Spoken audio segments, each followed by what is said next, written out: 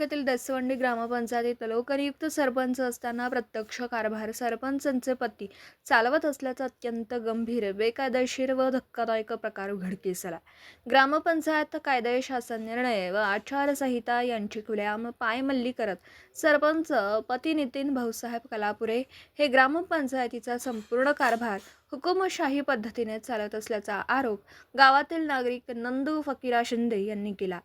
सरपंच सौ योगिता नितीन कलापुरे या लोकनियुक्त असताना त्यांचे पती नितीन कलापुरे हे ग्रामसेवक व ग्रामपंचायत कर्मचाऱ्यांना आदेश देणं, विकास कामांमध्ये थेट हस्तक्षेप करणं, सरपंचांच्या खुर्चीवर बसून निर्णय घेणं तसेच ग्रामसभेत नागरिकांनी विचारलेल्या प्रश्नांची उत्तरे सरपंचाऐवजी स्वतः देणं असे प्रकार सातत्याने करत असल्याचं निवेदनात नमूद करण्यात आलं।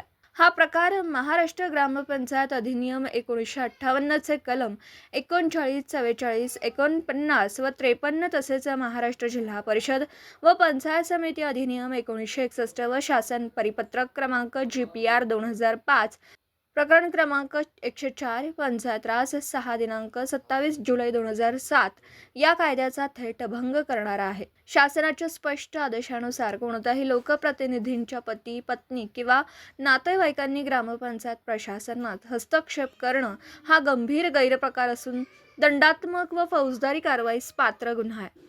विशेष म्हणजे सरपंच पती सरपंचाच्या खुर्चीवर बसून कारभार करत असल्याचं छायाचित्र पुराव्यादाखल सादर करण्यात आलं असून त्यामुळे हा प्रकार संशयाच्या पलीकडे सिद्ध होतोय।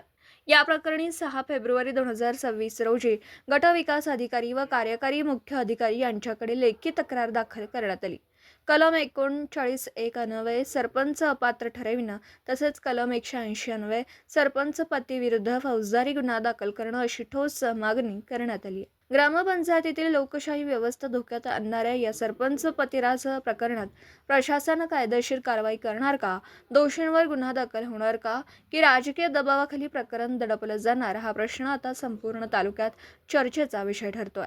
जर वेळीच कठोर कारवाई झाली नाही तर आंदोलनाचा इशारा देखील ग्रामस्थांनी व सत्यशोधक लहुजी क्रांती सेनेचे जिल्हाध्यक्ष व देसवंडी गावचे रहिवासी नंदू फकीरा शिंदे यांनी दिला। दीपक साळवेसह योगेश पवार, न्यूज 14 राहुरी।